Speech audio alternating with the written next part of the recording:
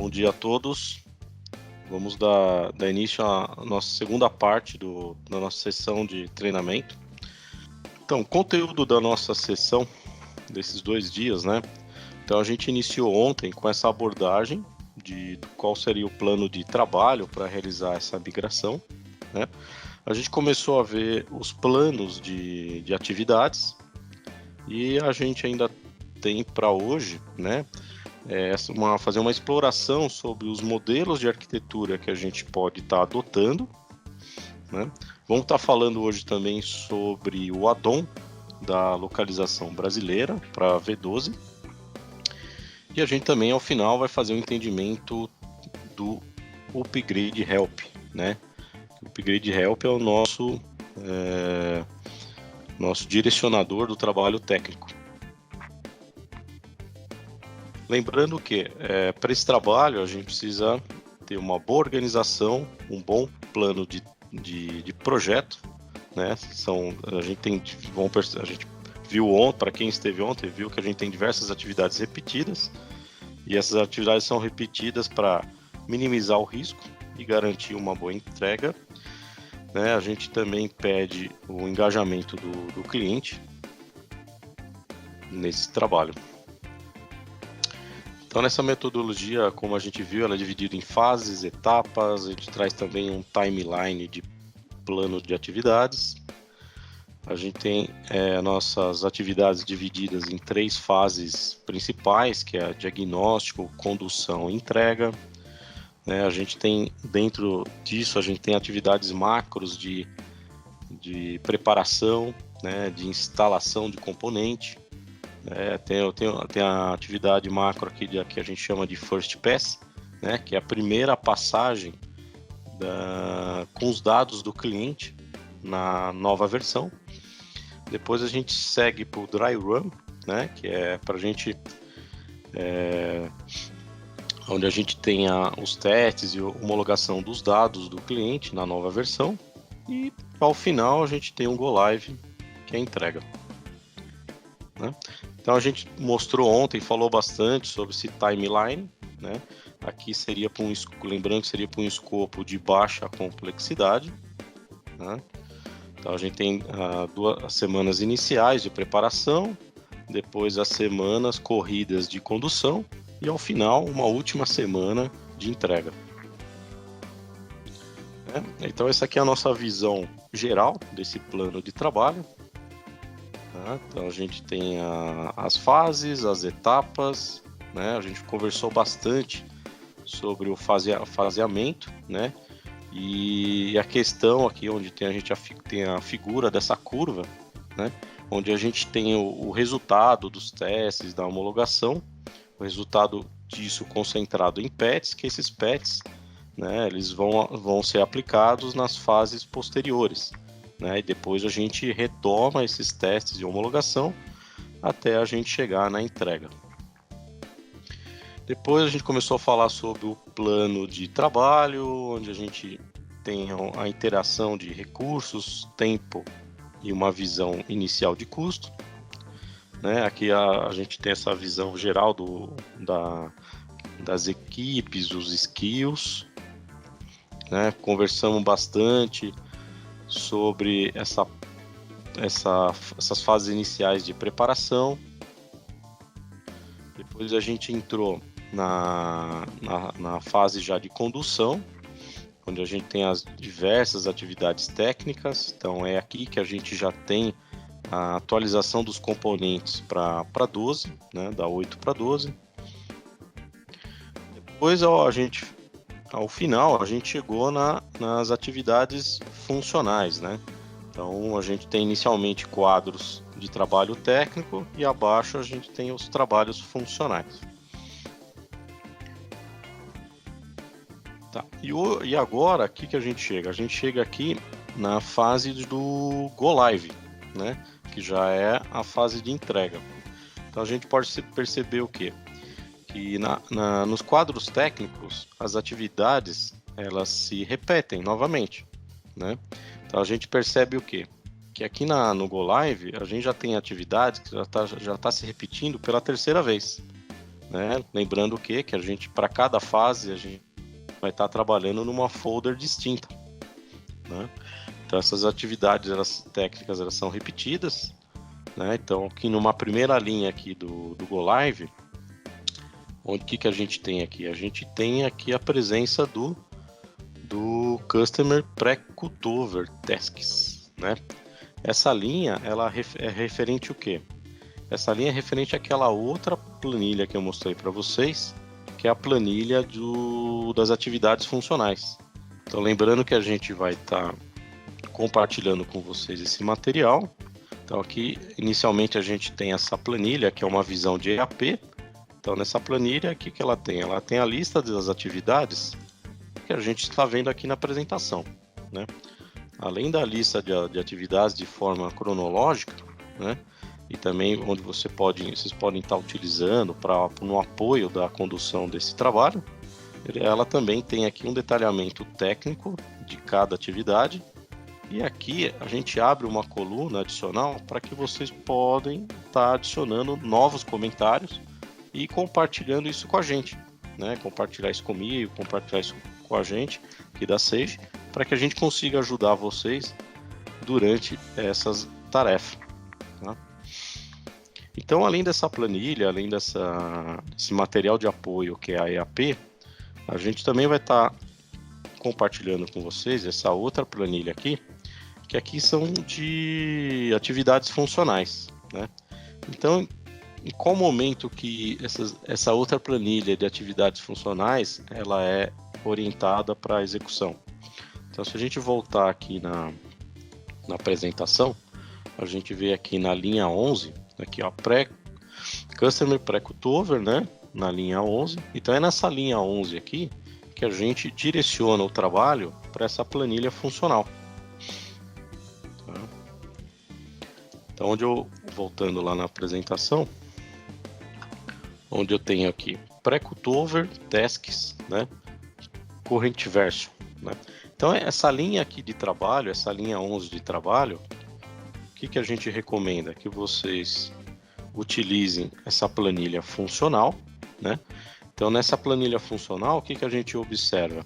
A gente tem uma divisão aqui de atividades que são realizadas no ambiente produtivo do cliente e atividades que já são realizadas na nova versão, no novo ambiente, tá? Então, nessa linha aqui da apresentação, que é de Customer Pre-Cutover, né? Qual que é a recomendação de trabalho aqui? Aqui são diversas atividades funcionais de extração dos dados de resultado do cliente, né? Então, essas atividades são necessariamente executadas no ambiente produtivo do cliente, que está no caso, na versão 8, tá?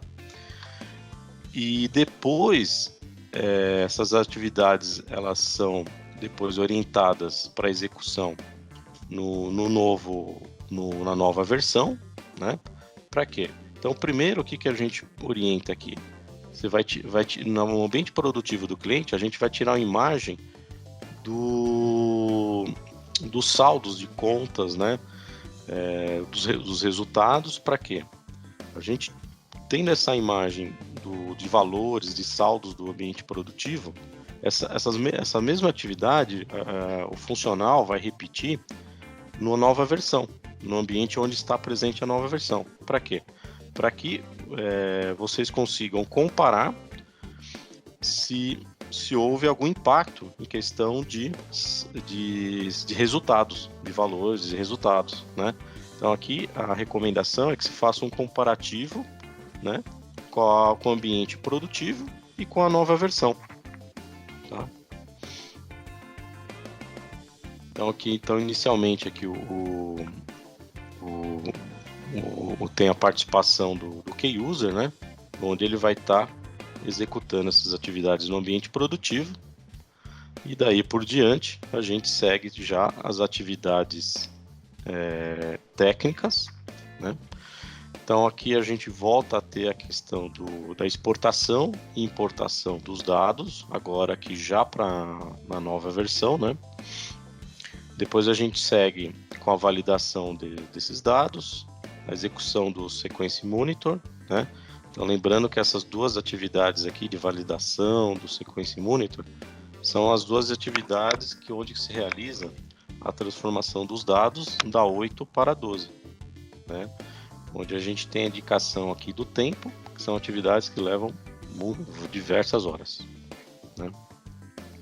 Depois a gente segue novamente, né, com a recomendação de desabilitar as customizações para aplicar o patch do XQBR, né? Até mostrei ontem para vocês um patch test que a gente pode estar nos auxiliando nesse trabalho. Depois a gente segue para validação do ambiente. Essa validação é uma validação para entender se o ambiente está operacional. Então aqui ainda é uma validação técnica, né? Depois a gente abre aqui uma linha adicional opcional, né?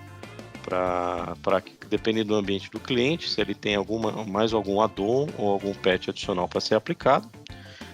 E aqui a gente tem os patches de ajuste para serem aplicados, que são o resultado dos testes e homologação das fases anteriores, né? Aí o que a gente percebe, né, e voltando aos nossos comentários de ontem, né, se a gente comparar essas atividades aqui do Go Live, do Step 7 com o Step 5, né, lá no Step 5 a gente tem aqui mapeado uma semana de trabalho, que é o Week 3. Então no Week 3 aqui, a gente tem um mapeamento aqui de uma semana de trabalho. Só que quando a gente já está na fase do Go Live, o que acontece? O nosso tempo aqui já é bem menor. Então, de uma semana de trabalho, a gente tem aqui um dia só de trabalho técnico, né? Então, aqui onde eu volto a dizer que a gente veio trabalhando com um tempo de trabalho maior nas fases anteriores, e agora nosso tempo de trabalho ele vai se reduzindo, né? Para quê? Para que quando a gente chega agora aqui na fase do Go Live, a gente tenha que atender toda essa parte técnica aqui em um dia apenas, tá? Comentei ontem também, e recordando, que agora na fase teste, né, que é a anterior à fase do Go Live, para essas atividades que a gente tem aqui a marcação de muito tempo de processamento, então aqui já é importante também que vocês anotem o tempo de consumo dessas atividades que demandam muito tempo, né? Vocês fazem anotação mesmo, né, de quanto tempo levou essa transformação de dados. Para quê? Para que quando a gente chega aqui no Go Live, que já é entrega, a gente saiba quanto tempo será nosso tempo de janela para o Go Live, né? Que o nosso Go Live, por experiência em outros projetos, tudo, esses Go Lives geralmente ocorrem aos finais de semana. Então, na prática, a gente teria um dia, um sábado, né, para essas atividades técnicas, né, e depois o domingo para as atividades funcionais, que já estão logo abaixo, né. E, se possível, né, dependendo do cliente, tentar ainda negociar uma sexta-feira para a gente ter um pouco de conforto, tá? Então, aqui na fase antes a gente estava vendo essa representação do timeline por semanas, né? Só que agora a principal diferença na fase do Go Live é que essa representação de semanas agora ela é representada em dias. Então a gente tem a presença aqui do D1 e D2, tá? E depois a gente volta a ter uma representação por semana, que na verdade esse Week 4 aqui é a operação assistida, né? Então a parte técnica a gente tem aqui programado um dia de execução, tá? Então, assim, para que a gente consiga fazer isso em um dia apenas de execução, que eu volto a lembrar, todo o trabalho tem que estar bem documentado, né?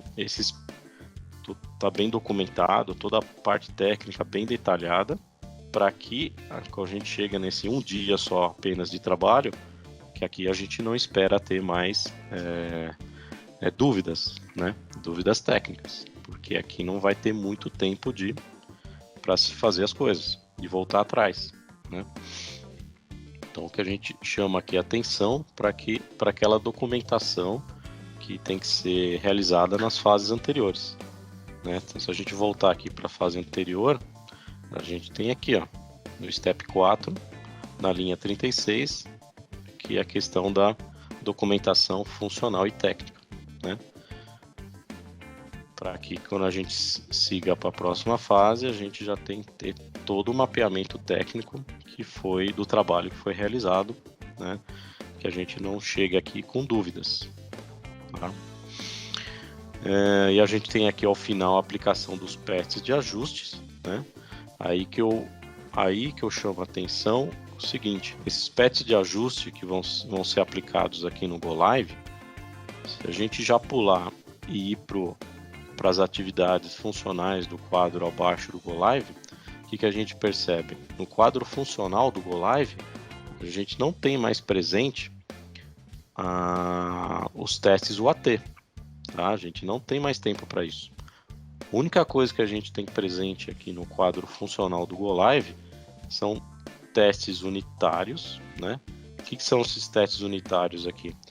É onde a gente tem a nossa planilha funcional.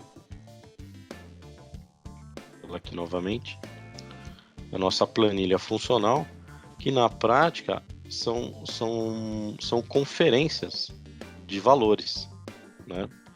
Então, onde inicialmente aqui o cliente extraiu os valores do ambiente produtivo dele, relatórios, né? A gente tem que reproduzir esses relatórios novamente na versão 12, no ambiente da versão 12, para comparar saldos, né? Para ver se não ficou nada para trás, tá?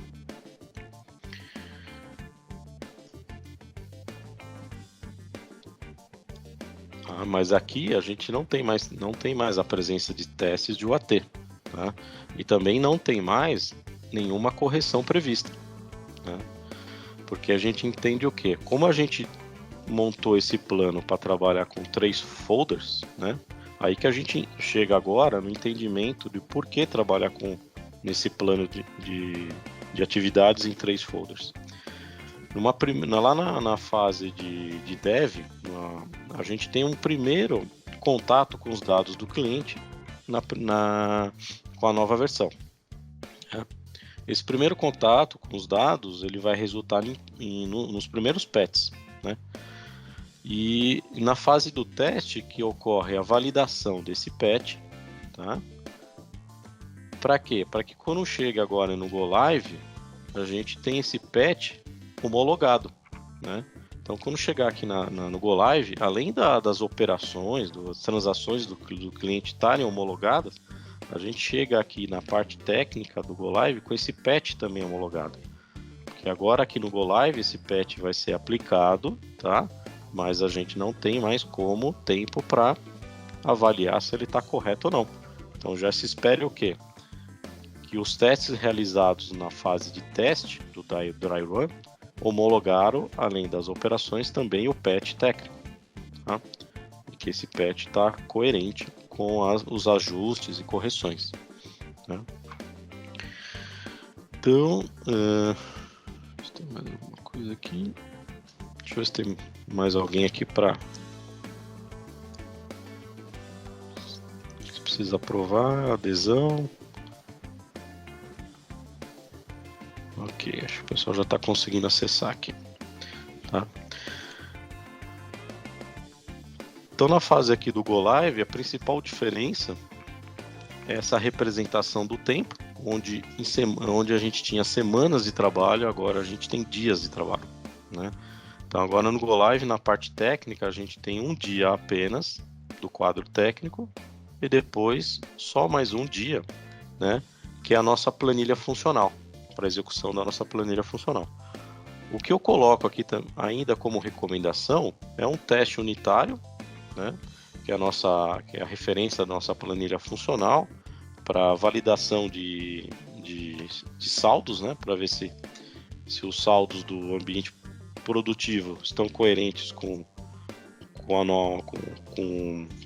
na nova versão, tá?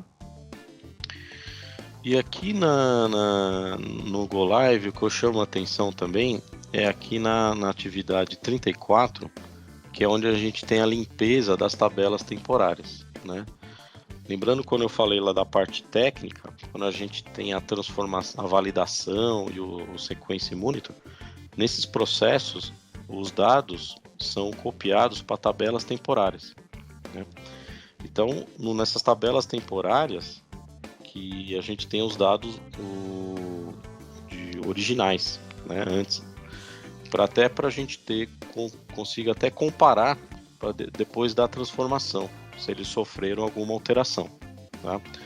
O que eu chamo a atenção aqui no Go Live para que a gente programe essa limpeza das tabelas temporárias no ambiente do Go Live, até para algumas semanas para frente, né? Até para entender se esses dados não serão mais necessários, porque feita essa limpeza aqui das tabelas temporárias, aí a gente não tem mais como voltar atrás, né?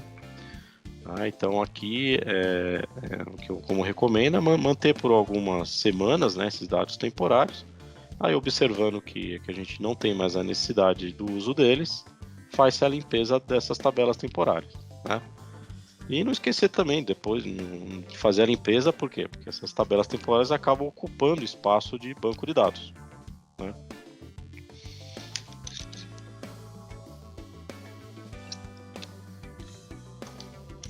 Então o nosso quadro funcional do Go Live, ele é bem menor, né? Bem menor, já não temos a presença de tantas atividades, e em razão também que o nosso tempo de trabalho também é menor. Então a gente só tem 2 dias aqui programado de trabalho, só o Hypercare aqui, que ele representa uma semana de trabalho, que é a nossa operação assistida, tá?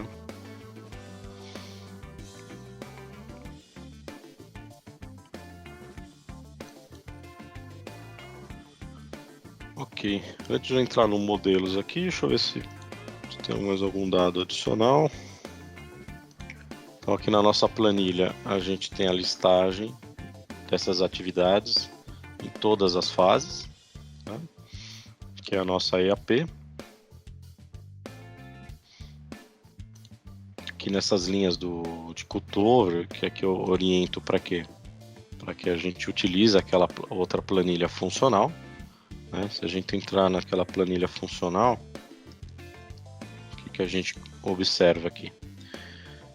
Então a gente tem aqui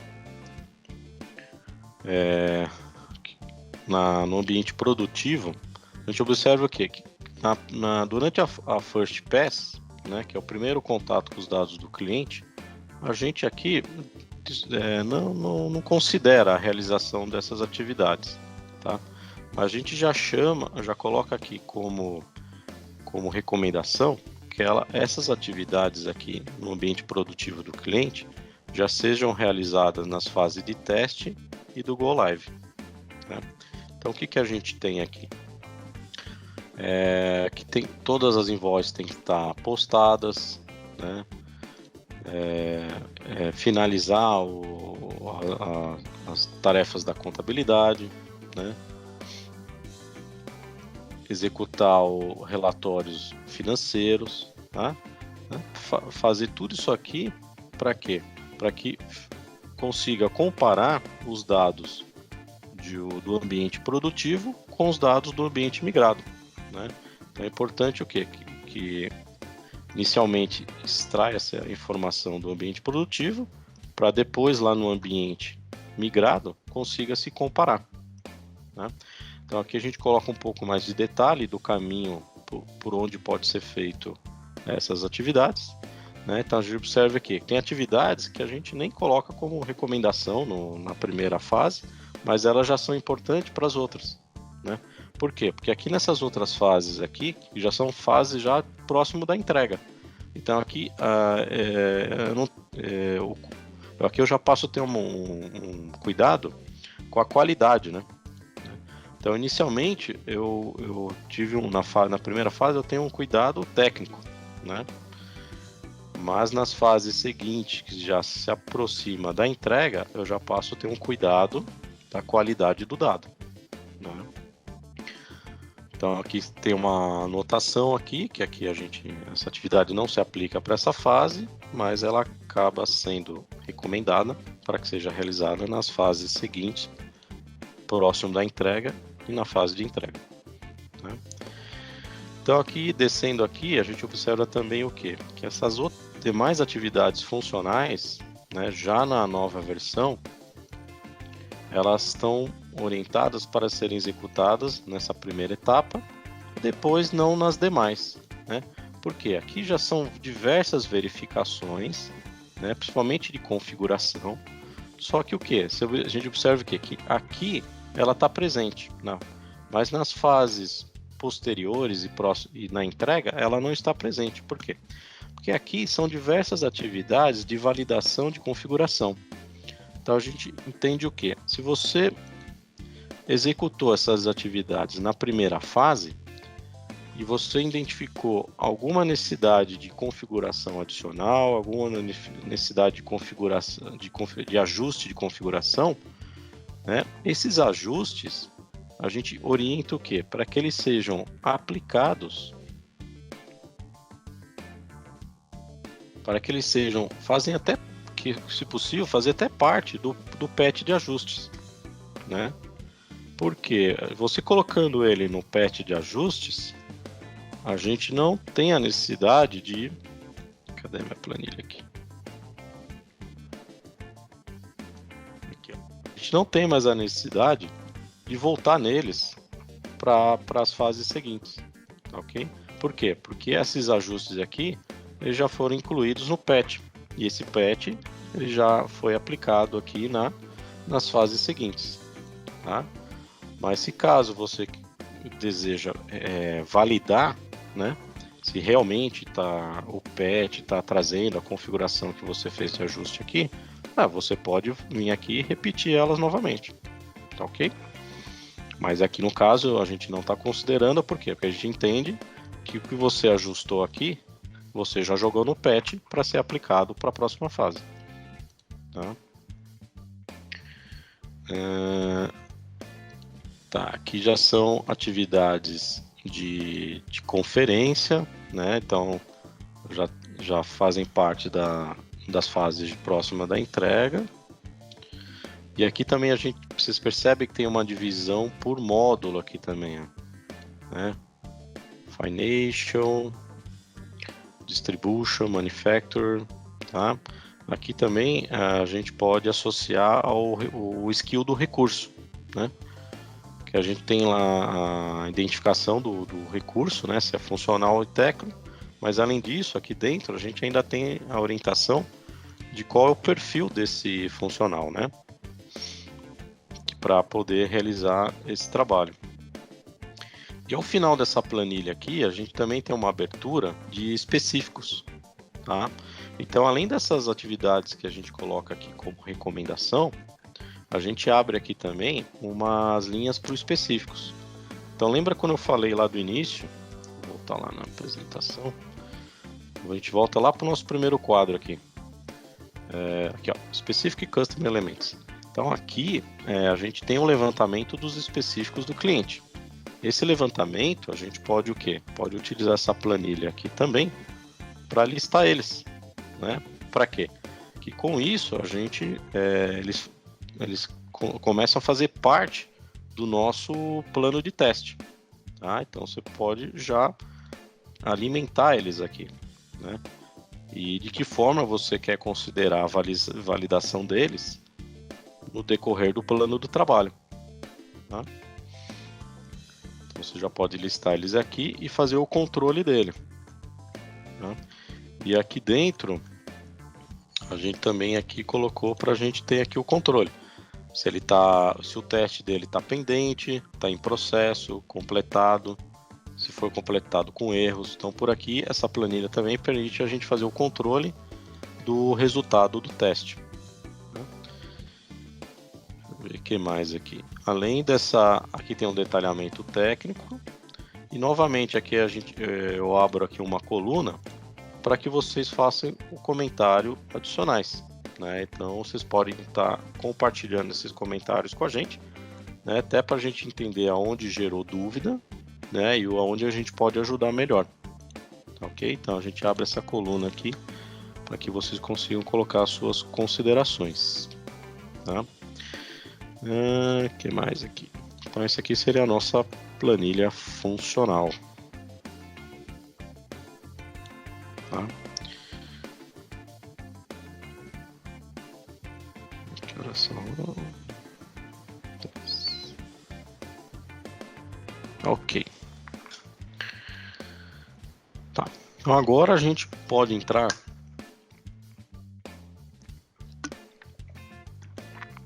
nos nossos modelos de arquitetura, né, que a gente trouxe aqui até para a gente consiga discutir.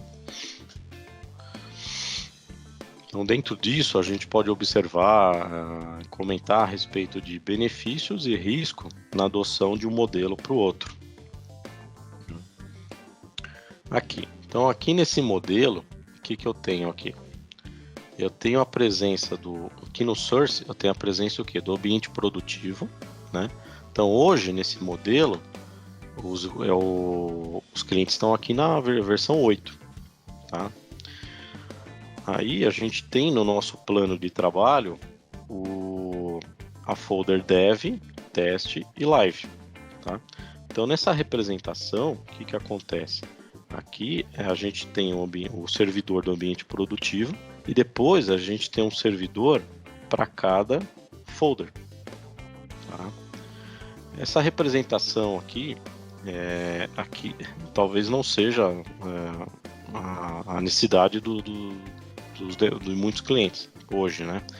Mas assim, eu já, em experiência de projeto, eu já me deparei com essa situação, né? Devido à criticidade do cliente, onde a gente tinha que fazer os trabalhos técnicos e funcionais em mais de um servidor, né? Lembrando que o nosso plano de atividades que a gente trouxe aqui para apresentar para vocês, esse plano aqui, ele está o quê? Ele está orientado para ser realizado em apenas um servidor, né? Em apenas um servidor adicional, né? Mas nessa representação aqui, é uma representação onde a gente tem 3 servidores adicionais, cada um sendo utilizado por uma fase do plano, tá? Aqui eu já me deparei com essa situação,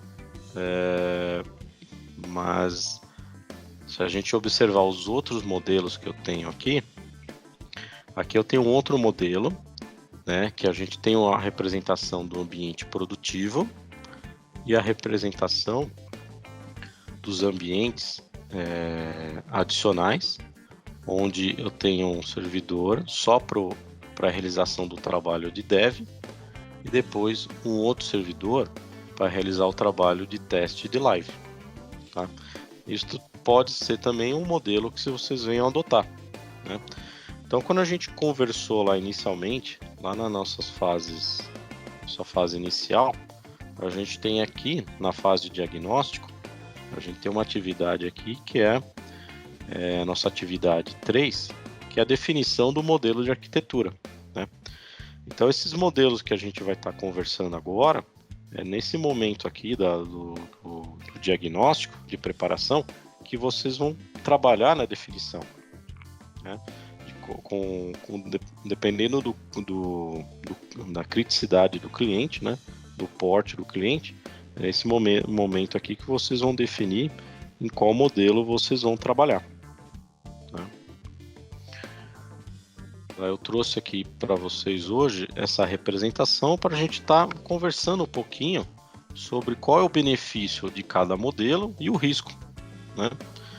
Então, nesse modelo aqui, que é super dimensionado, a gente consegue minimizar o quê? Além de minimizar o risco funcional, né? Que é aquela questão de você validar o patch, se ele está operacional ou não. Esse modelo a gente valida também o trabalho técnico até a instalação dos componentes, né? E nesse modelo aqui a gente acaba tendo a necessidade de reproduzir a instalação dos componentes para mais de um servidor, né? Se a gente voltar aqui na nossa apresentação, eu tenho aqui a instalação dos componentes no Step 3. Só que nesse modelo aqui, eu só tenho essa atividade sendo realizada uma única vez. Por quê? Porque nessa apresentação, nesse timeline aqui, a gente está entendendo o quê? Que a gente só vai ter um servidor para realizar todo esse plano, tá? Mas se a gente adotar um modelo onde a gente tem a presença de mais um servidor, aí essa atualização dos componentes ela vai se repetir, tá? Aí você consegue, dessa forma você consegue também validar o trabalho técnico e funcional, né? Então tudo isso vai depender do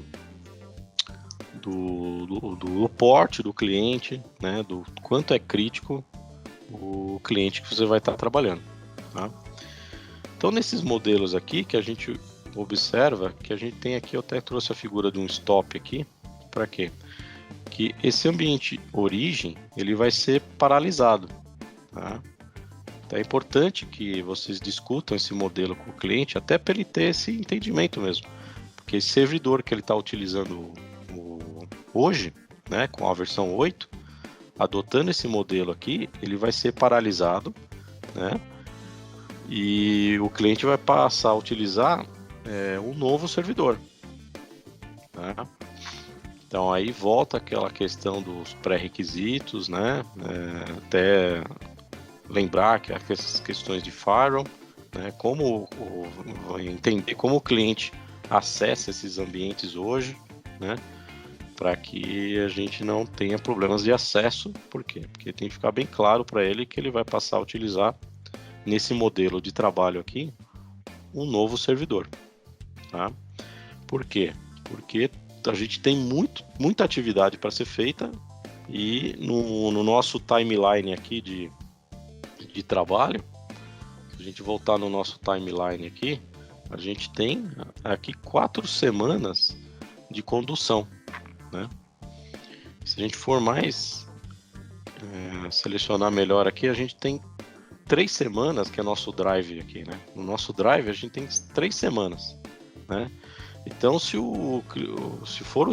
fosse utilizar o mesmo servidor que o cliente utiliza hoje, a gente no mínimo ia ter aqui 3 semanas de trabalho, né, para fazer esse mesmo servidor que ele tem hoje ser utilizado na 12, tá?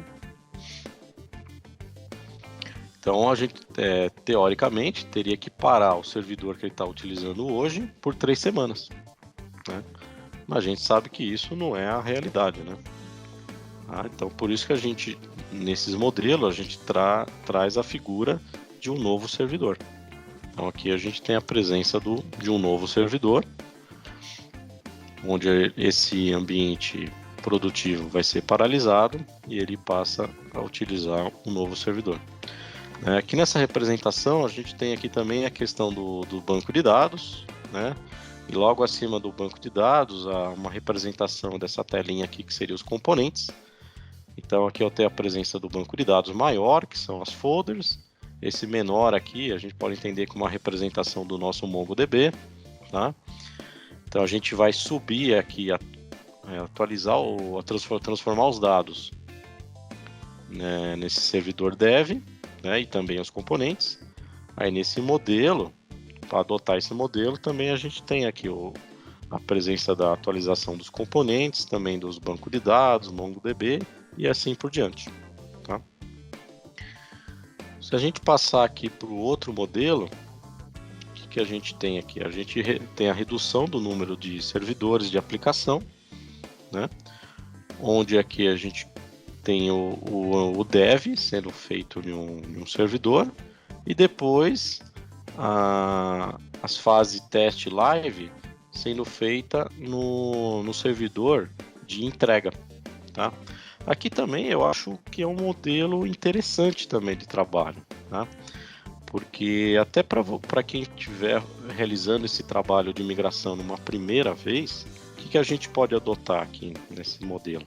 a gente pode adotar aqui um servidor, a gente pode utilizar como servidor dev um ambiente interno, né? Vocês parceiros, né, que vocês, adotando esse modelo, vocês poderiam colocar um servidor dev interno, né, para realizar, para praticar toda essa atividade técnica, né?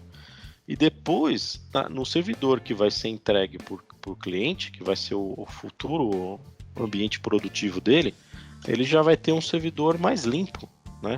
Também é um modelo interessante de trabalho. Aqui porque tudo que você exercitou aqui no Dev, né? Você pode depois entregar para o cliente um servidor mais limpo, né? Com um trabalho mais limpo, tanto da parte técnica e funcional, né? Também é um modelo interessante de trabalho. Aí, assim, a gente trouxe esses modelos aqui para a gente observar, discutir, né? Mas, assim, vai depender da decisão, né? De cada escopo aí de trabalho, né? Mas esse aqui eu entendo que é um modelo bem interessante de trabalho, né? E principalmente no momento que a gente está agora, né? Onde a gente vai ter, por uma primeira vez, né? Muitos dos técnicos aí realizando essa migração por uma primeira vez, né? Então, nesse ambiente controlado de dev, né? A gente aqui tem a abertura de bater mais a cabeça, né? De cometer alguns erros, né? Só que esse tipo de coisa que a gente percebe tecnicamente, isso aí vai poluindo um pouco o servidor, né? Aí fazendo essa atividade inicial e tendo a documentação, né? A gente pode depois entregar para o cliente um ambiente mais limpo, com um trabalho mais limpo, tá? Isso aqui é uma visão interessante também, tá?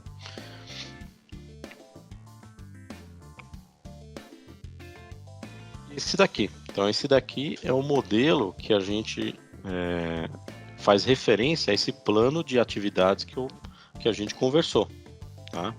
Então esse plano, esse timeline de atividades, ele está aderente a esse modelo aqui de arquitetura, né? Então tudo que a gente falou ontem, tudo que a gente... Tem mais gente aqui para admitir aqui, não? Então tudo que a gente falou ontem, o que a gente falou hoje, né? Foi em cima desse modelo de trabalho, né? Onde eu tenha apenas um servidor, onde eu vou estar realizando a atualização dos componentes, né? E nesse mesmo servidor eu vou estar trabalhando com as 3 folders do plano de trabalho, né? Então, nesse mesmo servidor eu vou estar fazendo as atividades de dev, as atividades de teste e live, né? No dev a gente tem lá o first pass, no teste as atividades do dry run, e no live já seria o nosso go live, né? Então nesse modelo aqui é o que ele está aderente a esse plano de atividades que a gente veio conversando desde ontem, né? E que a gente conseguiu finalizar hoje.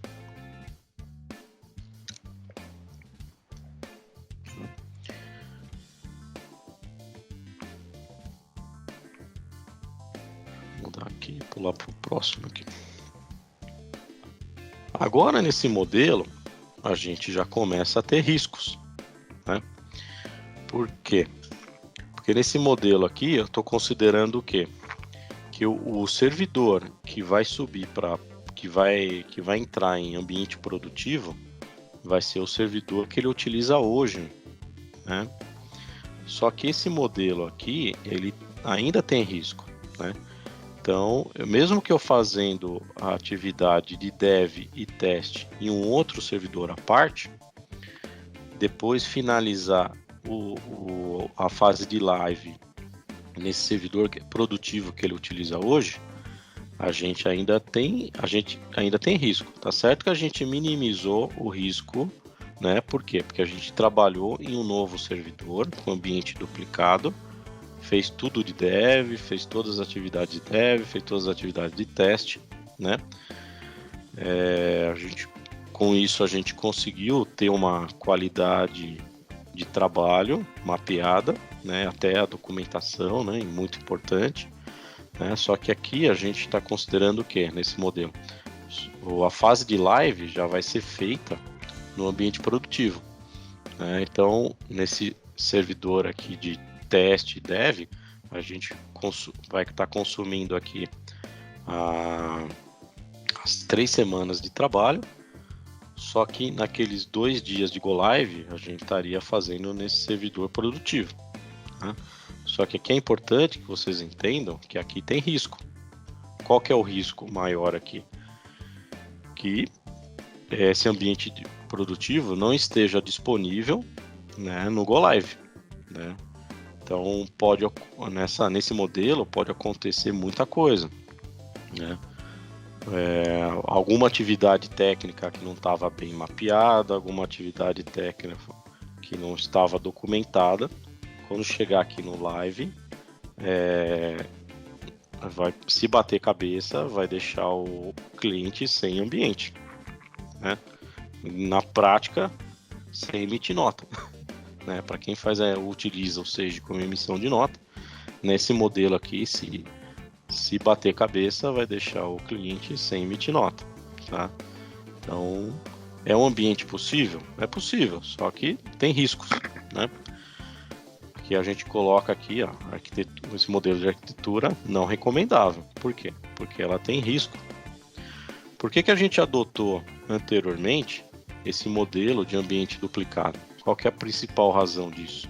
Para que quando chegar lá na fase de Go Live, que é o nosso final de semana mais crítico, a gente trabalhou no sábado, para ser mais prático, né? A gente trabalhou no sábado nas atividades técnicas, no domingo, e um domingo nas atividades funcionais, né? Aí no final do domingo a gente tem mapeado uns testes de comunicação. Se nesse primeiro teste de validação de cutover a gente percebeu que a coisa não está boa, né? A gente ainda consegue se replanejar para fazer um novo Go Live. Mas o ambiente produtivo do cliente, nesses modelos anteriores aqui, ele está preservado, né? Então, caso der uma bandeira vermelha e não der para seguir com o Go Live, a gente tem um ambiente produtivo do cliente preservado, tá? Isso daqui a gente trouxe para a apresentação, novamente onde é que eu falo, né? Então, para essa apresentação, a gente não se preocupou apenas em mostrar a atualização dos componentes, que é onde a gente viu que no Help a gente tem uma lista lá de como esse trabalho técnico pode ser realizado, né? Mas agora para essa fase de upgrade que a gente chegou com os clientes, upgrade de versão, a gente passa a já ter riscos maiores, né? Porque enquanto a gente estava ainda no ambiente de projeto, né, a gente tinha a decisão de seguir ou não, né? Provavelmente muitos tinham utilização de outros produtos, né, outras soluções, passaram pelo projeto de implantação do Sage X3, né? Mas em ambiente de projeto, isso é mais confortável, essa decisão do Go Live, né? Porque o ambiente, a solução que ele estava utilizando, ele pode continuar utilizando, né?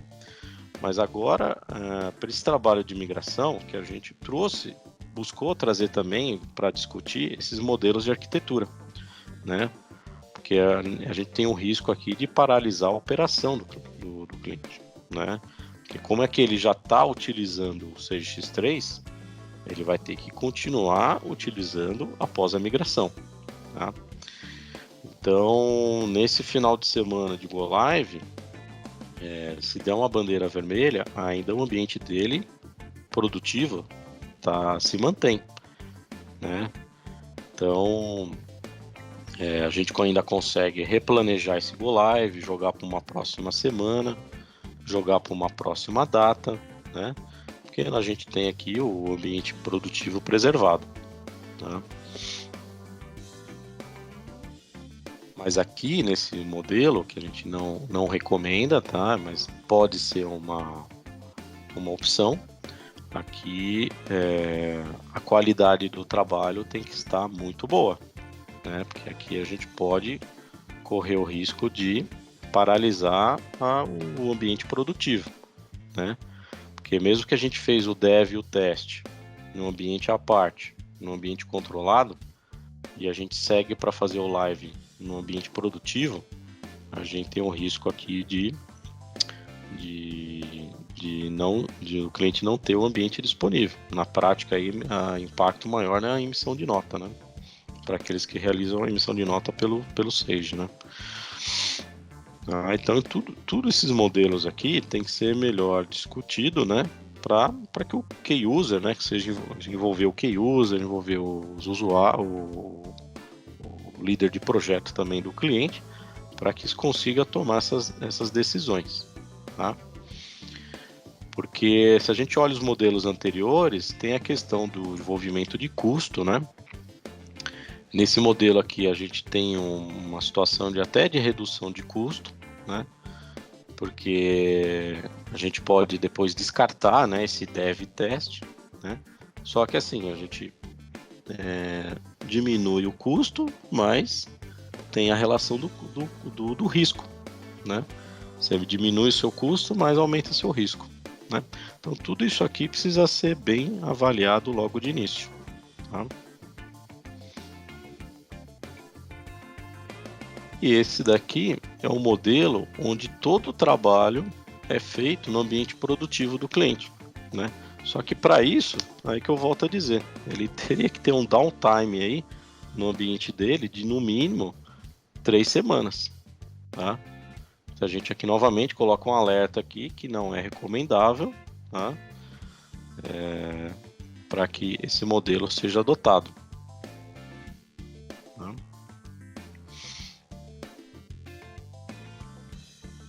Porque aqui a gente vai ter um downtime para quê? Para realização de no mínimo 3 semanas de trabalho, né? E eu acredito que o cliente não vai conseguir ficar fora, né, sem operação do sistema durante essas 3 semanas de trabalho.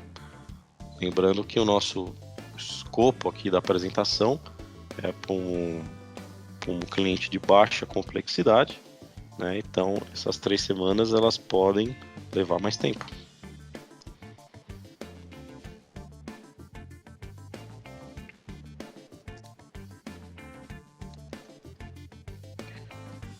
Então aqui a gente tem a percepção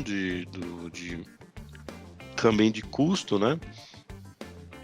Porque quanto maior a gente aumenta aqui a arquitetura, aumenta o custo, né? Tem a relação do risco, né? Aumenta o custo, diminui o risco, né? Então conforme a gente vai diminuindo aqui a quantidade de servidores envolvidos nos modelos, a gente vai diminuindo o nosso risco, só que vai diminuindo o nosso custo, mas vai aumentando o nosso risco e onde exige, né, uma maior qualidade do trabalho, né? Então já tive experiência onde a gente tinha realmente esse modelo aqui, onde a gente tinha que evidenciar que todo o trabalho que a gente fez em um servidor, né, ele está mapeado, documentado, para que seja realizado em outro ambiente, né? Até nos ambientes mais próximos para o Go Live, a gente nem estava mais presente nas atividades, já eram outras equipes, né? Para quê? Tudo isso, até essa mudança de equipe, para quê? Para se buscar a qualidade da entrega das atividades, né? Então, tudo isso para quê? Para diminuir o risco, né? Mas também tudo isso vai depender do quanto é crítico o ambiente do cliente, né? Para a gente poder adotar um modelo ou outro, né? Então aqui a gente tem, aí depois a gente vai seguindo com a diminuição do custo, né? E com relação disso, o aumento do risco, né? Então conforme a gente vai diminuindo os servidores, né? Aqui que a gente tem a relação onde se exige uma maior qualidade do trabalho, né? Para que a gente consiga atender essa data programada do Go Live, né? Que são 2 dias só que a gente tem mapeado, né? Então aqui que a gente volta a lembrar da importância da documentação, né? E que não espere chegar naquela linha de trabalho final, que é a documentação da fase, para realizar a documentação. Então, essa documentação, para ter uma melhor qualidade, já seja feita, né, no decorrer das atividades. Né? Concluiu uma atividade, já faz a anotação necessária. Né? Então aqui a gente já tem a representação, onde a gente passa a ter um risco maior, né? Onde a gente utilizou um servidor novo apenas para fazer o trabalho de teste, de dev e teste, depois seguiu com o Go Live. Então, depois daquele trabalho técnico de atualização dos componentes, a gente vai se deparar com a atualização também do XQBR, né, que é o nosso add-on aí da legislação brasileira. Né? Então, para isso a gente tem o patch XQBR para aplicar, né? A gente tem os manuais de habilitação do NFE Gateway, né? Tanto para a nota fiscal de mercadoria como para a nota fiscal de serviço. Né? E a gente tem a presença aqui de uma novidade, né? Isso que é para essas novas versões, que é o Factor ID Setup. Tá? Essa é uma novidade aí que vocês precisam estar realizando, tá? Para que vocês consigam operar o XQBR nessas novas versões, na versão 12. Ok? Eu vou abrir aqui o pacote do XQBR, a documentação dele. A gente está falando um pouquinho.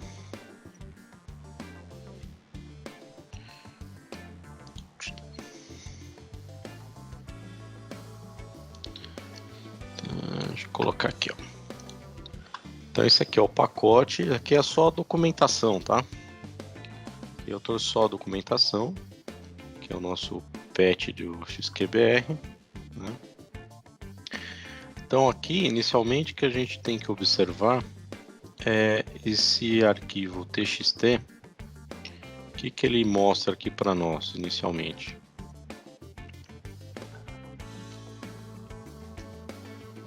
Né? Dentro de todo o pacote XQBR, a gente tem diversas pastas lá dentro. Né? Aí a gente tem que entender o que a gente está fazendo. Né? Se a gente está fazendo uma nova instalação ou fazendo o nosso trabalho aqui do upgrade. Né? Se for uma nova instalação, aí você vai ter que se deparar com todo o conteúdo, vai ter que realizar todo o conteúdo do patch. Né? Mas para o nosso caso aqui, que é o caso do upgrade, que é indicado? Que você faça uma leitura, né, de toda a documentação, tá? Que é essa pasta aqui que eu estou mostrando para vocês, tá? E que a gente se atenta apenas às folders 2, 3 e 9, tá? Não vamos se atentar a todo o pacote, tá?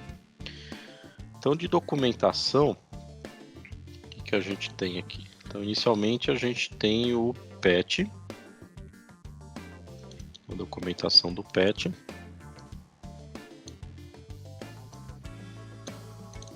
Aqui, a documentação do patch, de como realizar a instalação do patch da legislação. Esse formato aqui ele se mantém, né, que vocês estão acostumados a utilizar.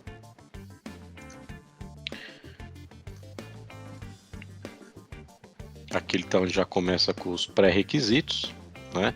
Então é importante aqui a gente observar em qual release que o X3 que a gente instalou, né? Então aqui no caso é a documentação do patch XQBR por release 17, tá? A gente já sabe que a gente tem novos releases aí disponível, que é o release 18, né? Então a hora que a gente baixar o patch XQBR para o release 18, a gente tem que ter os componentes, né, atualizado para o release 18. Então se atentam para que o patch XQBR ele esteja em linha com a versão dos componentes que vocês estão utilizando, ok?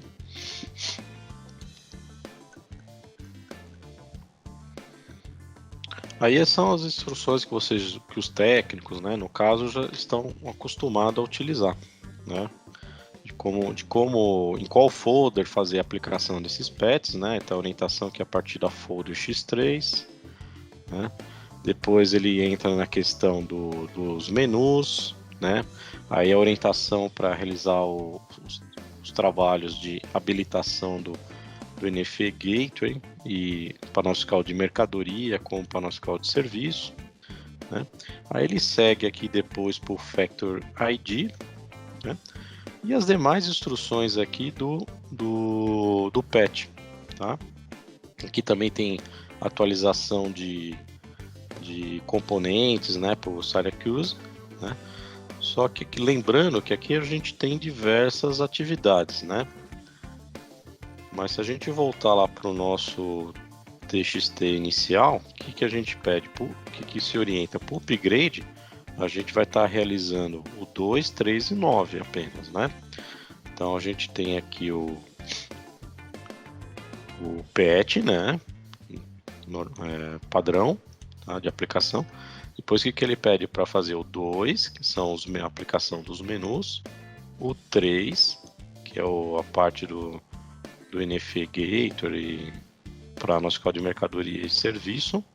Depois a gente tem um salto que a gente vai lá pro 9, que é o Syracuse, né? Então, essa é a orientação que a gente tem que se atentar para o nosso caso, que é o caso do upgrade. Então, a gente tem isso aqui bem dividido, tá ok?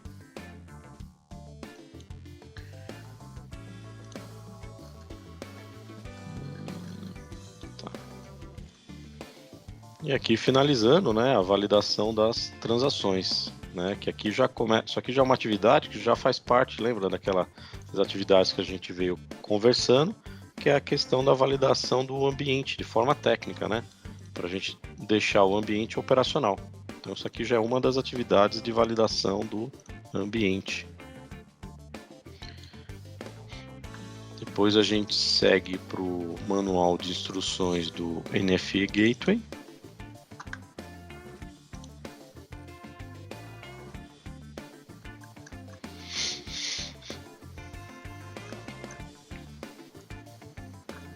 Então aqui é para quem utiliza a mensageria com o governo, né?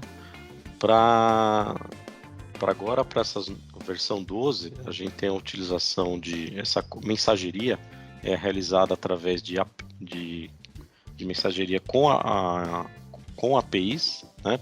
Então elas têm a figura aqui dos gateway, tá?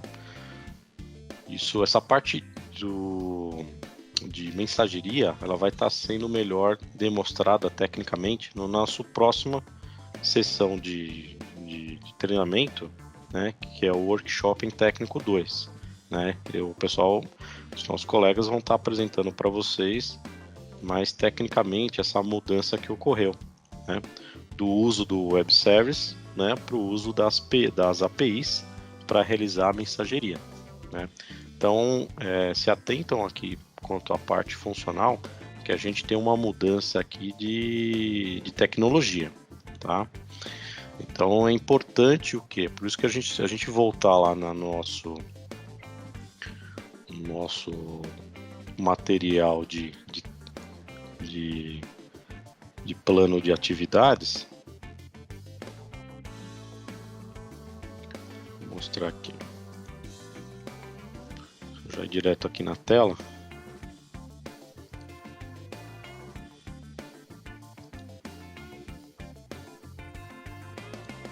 Aqui, ó. Se a gente voltar lá para o nosso material, aqui, ó, a gente tem aqui teste de comunicação, tá? Então, aqui é uma atividade muito importante, por quê?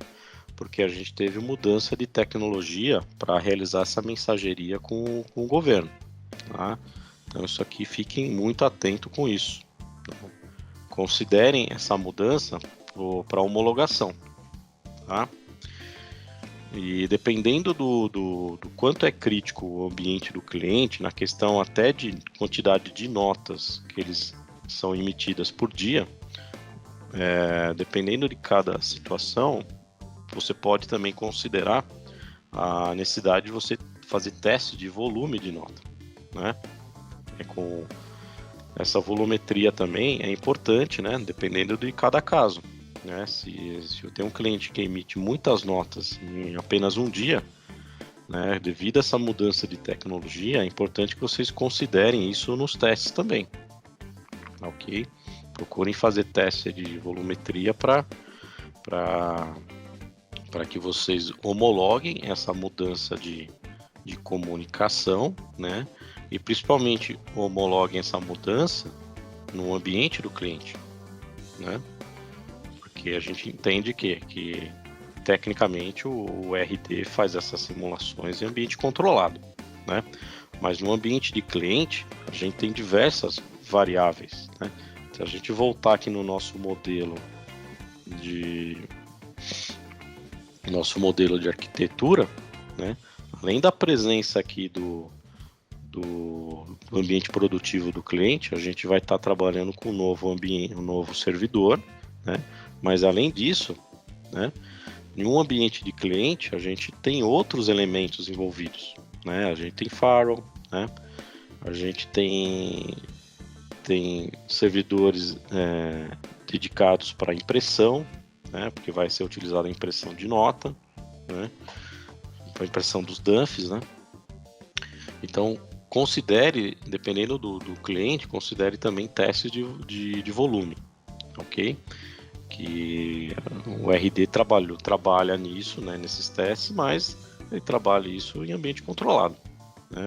Cada cliente tem as suas características técnicas diferentes, né? Firewall e outros elementos aí que podem impactar nessa comunicação, ok?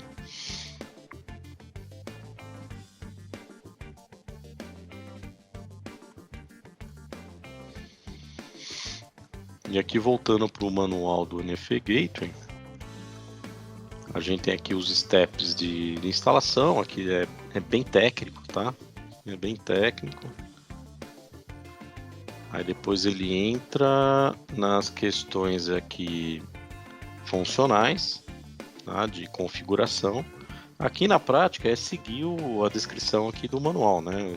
Step by step aqui, né? Então, houve algumas mudanças aqui de tela, onde você fazia num lugar, foi concentrado, né, nos sites, né? Então percebam essas mudanças de tela também, né? Então aqui é importante que tanto o técnico como o funcional faça a leitura desses documentos, né? E que ele perceba que algumas telas, alguns cadastros de comunicação mudaram de uma tela para outra, né? Até a questão dos certificados também, né? Mudou-se a forma de fazer o upload deles, né? Então aqui é importante que tanto o técnico e o funcional façam a leitura desses documentos para entender as mudanças. Aqui tem também uma característica que é uma migração, né? The Data Migration Process. Então aqui também ocorre, durante a aplicação dos PETs, uma migração. A migração dos dados, dos status de nota, né? Da versão 8 para a versão 12. Né? Então foram desenvolvidas novas telas de monitoramento, e para que essas novas telas de monitoramento fiquem operacionais, tanto para as novas solicitações de nota, como para histórico das notas anteriores, ocorre na aplicação dos PETs essa migração. Então, essa migração ela faz uma adaptação dos dados das notas que já foram emitidas, né, para que esses dados dessas notas que já foram emitidas, eles possam ser consultados por histórico, né, nessas novas telas de monitoramento, né. Então essas novas telas de monitoramento elas agregam novos recursos, e para que a gente ainda mantenha, né, a visão do histórico, né, essa migração de dados ela ocorre, e isso está presente na aplicação dos PETs. Então na hora da aplicação dos PETs, o técnico vai perceber que tem um momento que ocorre essa migração de dados, tá? Aí tem algumas indicações aqui de configurações de e-mail, tá? Também a gente tem aqui a descrição técnica e funcional, quais são as telas, né? Aqui é step by step, né? Então todo o setup aqui, tanto técnico como funcional, ele está descrito aqui nesses documentos. Tem a questão aqui do batch process, né, para transmissão de nota, né, o uso do batch process, né? Então foram incorporadas nessa legislação brasileira do XQBR, para essa versão 12, novas melhorias para essa parte tanto de monitoramento funcional como também de tecnologia, tá? Para que seja realizada a mensageria com o governo. Então foram feitas diversas melhorias técnicas e funcionais. Então é importante aqui que vocês façam a leitura desses documentos para observar essas melhorias e considerar essas melhorias também nos testes que vocês vão estar realizando. Tá? Então, aqui agora, depois a gente tem o manual da...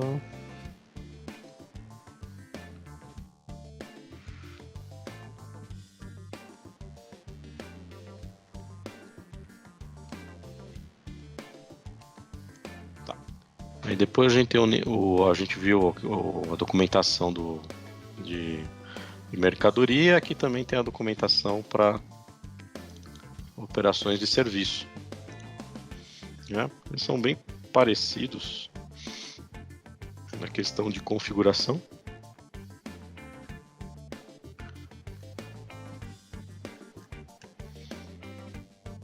Né? Tem a parte técnica, né, que é a atualização dos módulos do Syracuse.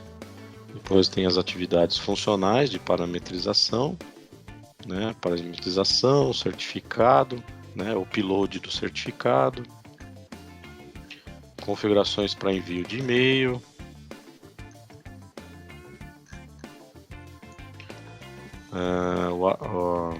a parte de configuração de comunicação. Tá? Então aqui que vale aqui é uma leitura, né, e depois seguir os passos que estão descritos aqui. Depois aqui ele descreve também como fazer o teste de validação dessas configurações para saber se isso que foi feito está operacional. Tá? E depois aqui a gente tem uma novidade que é o Factor ID. Tá?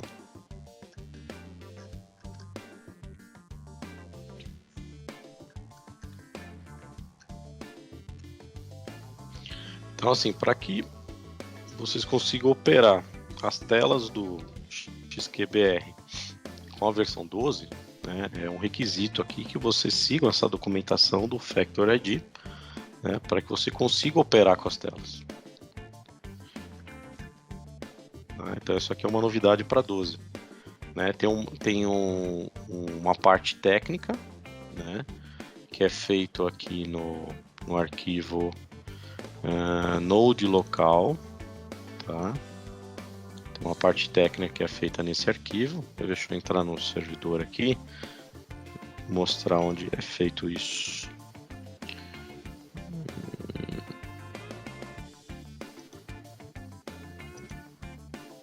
Será que caiu meu outro aqui? Deixa eu ver.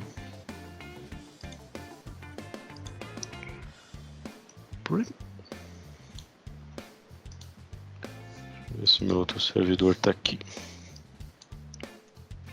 Aqui. Então a gente tem uma configuração para ser feita. Deixa eu voltar aqui para o documento. Então o que ele pede aqui? Lá no Syracuse bin node local.js.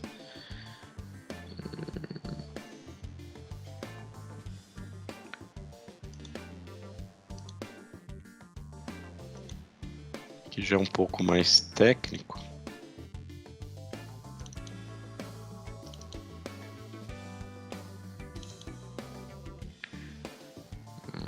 Aqui, ó, esse cara aqui.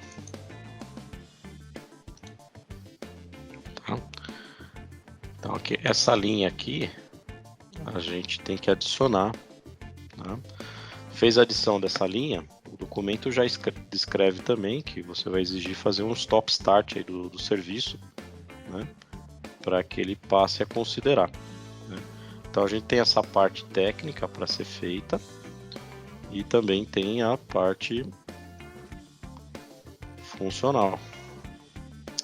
Na verdade, acaba sendo técnica também, né? Depende da pessoa que estiver realizando. Tem essa parte técnica aqui, onde tem que se acessar o servidor, né? Para fazer isso vai ter que acessar o servidor. Lembra a necessidade de um stop start no serviço. Depois é que ele começa a descrever como fazer essa parametrização, né? Que aqui é um pouquinho chatinho, né? Mas também é uma única vez que é feito, tá?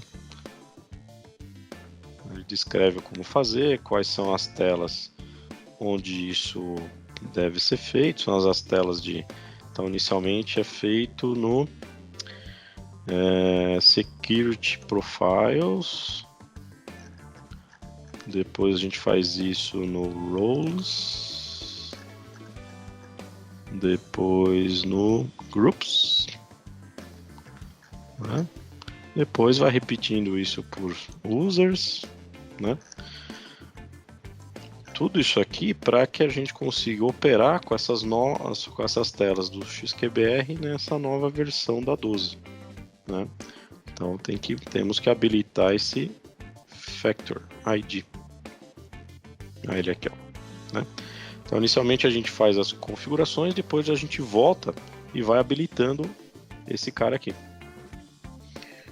Aí depois vai habilitando, a gente cria, né? Depois vai habilitando, entra em cada tela e vai habilitando o Factor ID para cada uma, né? E volta a falar dos grupos, de users, né? Aí faz o logoff, loga de novo, né? Para verificar se a gente consegue operar com as novas telas do XQBR na 12. Vai voltar para o nosso conteúdo aqui. Tá. Então essa aqui é a documentação do patch, né? Aqui a gente tem também, na questão do gateway, mais detalhes sobre quanto à questão funcional. Aqui é bem legal esse documento, que ele explica de forma funcional essas novas telas de monitoramento, né? E outras funcionalidades que foram adicionadas, né, com essa mudança. Então, além da mudança de tecnologia, né, onde se exige um teste, homologação técnica no cliente, né, além dessa mudança de tecnologia, houve também uma melhoria, né, de funcionalidades para as telas de monitoramento, né? Então aqui já é um documento bem extenso, de 40 páginas, onde descreve essas novas funcionalidades aqui, ó, nova sistemática de comunicação de documentos eletrônicos. Então tá aqui, ó, toda forma de comunicação do sistema com o governo, né, a Cefaz, temos a presença da Cefaz, né, um órgão do governo, foi remodelada para que possa atender a Cloud Compliance, tá? Isso aqui é um requisito de arquitetura, né? Então, para que fosse atendido esse requisito de arquitetura, foi necessário fazer essa remodelagem aqui de desenho de arquitetura para fazer a mensageria com o governo, tá? Então, por isso que eu comento que a gente precisa validar isso, né? Mesmo que vocês tenham feito testes de nota, né? Só que agora a gente precisa, essa comunicação foi remodelada, então é importante que vocês testem isso, tá? Para saber se tem algum falho aí no meio do caminho que possa nos atrapalhar. Então, essa nova sistemática utiliza uma aplicação de cloud com protocolos específicos de comunicação, resultado em que é uma mudança completa de arquitetura do processo de transmissão de documentos eletrônicos, né? Aqui é onde eu falo aqui sobre a mudança de arquitetura, né? Então, é uma mudança técnica que exige testes, né, para saber se não tem nenhum impacto no cliente, né? Mesmo que um teste controlado, um teste interno não trouxe problemas, mas cada cliente tenha de forma de arquitetura, desenho de arquitetura, você pode ter outros elementos aí que podem impactar nessa comunicação. Aí ele segue descrevendo as parametrizações básicas, né? Então é um documento bem extenso aqui, importante a leitura dele. Aos dados de comunicação, isso houve uma mudança de tela. A forma de fazer o upload do certificado também, observe que agora é feito por tela. Monitoramento de documentos aqui é bem interessante, né? Houve uma boa evolução dessas telas de monitoramento. A questão de emissão por lote.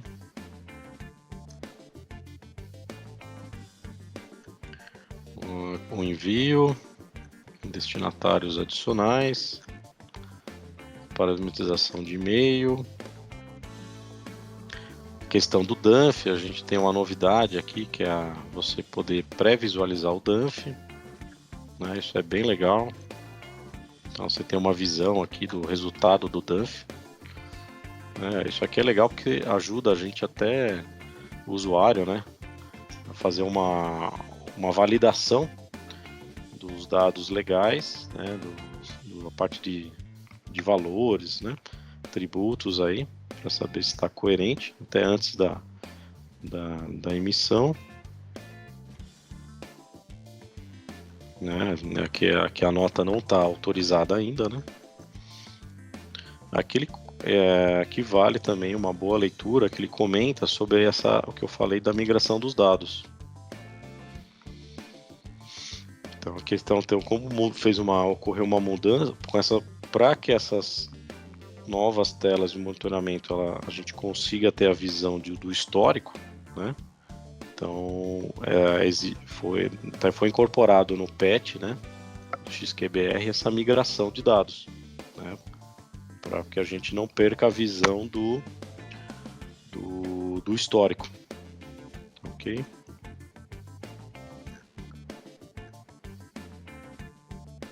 Aí a gente tem a presença desse monitoramento no módulo de vendas, no módulo de compras.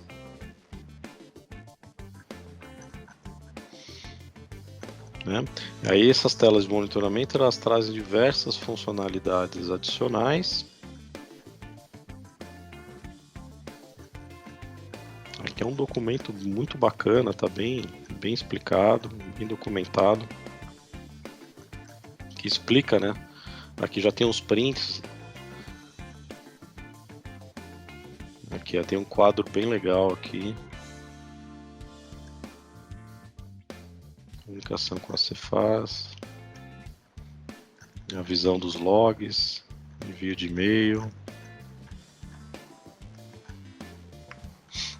Download. Habilitar a transmissão. Aqui é um print dessa tela nova de monitoramento.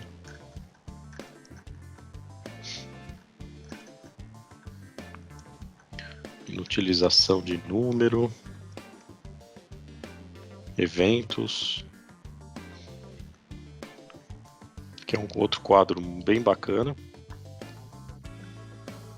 Log.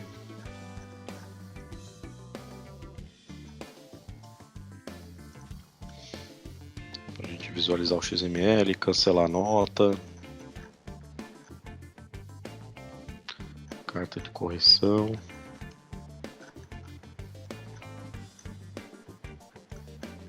Legal, né? Então aqui a ideia é mais mostrar o conteúdo do PET para vocês, né?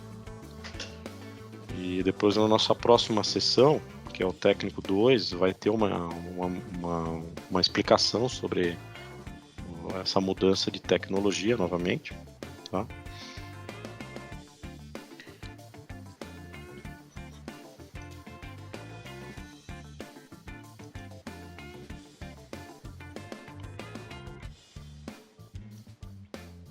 Ok. E agora a gente entra no nosso próximo assunto, que é o entendimento do help, tá? Que o help que é o nosso direcionador aí do trabalho técnico. Tem dois links aqui bem interessantes nesse help, né? Um que é o Easy Upgrade e o outro que é o Folder Upgrade, né? Isso aqui gera um pouco de confusão, né? Quem acessa o help pela primeira vez acaba gerando um pouco de confusão, porque quando eu uso um, quando eu uso outro, né? Que é um, que é outro, né? Então vamos tentar explorar um pouco mais isso daqui, né? Para que vocês consigam entender quando você usa um, quando você usa outro, né? Então vamos entrar lá no help, vou pegar o link dele aqui.